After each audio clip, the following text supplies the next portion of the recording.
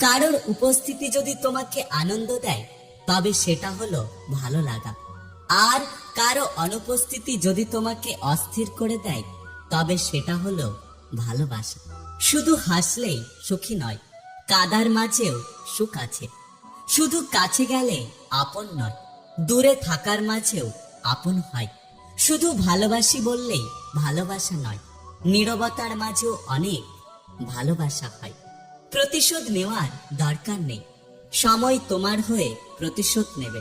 শুধু তুমি তোমার কর্মের উপর বিশ্বাস রাখো, দেখবে একদিন সবকিছু ঠিক হয়ে যাবে।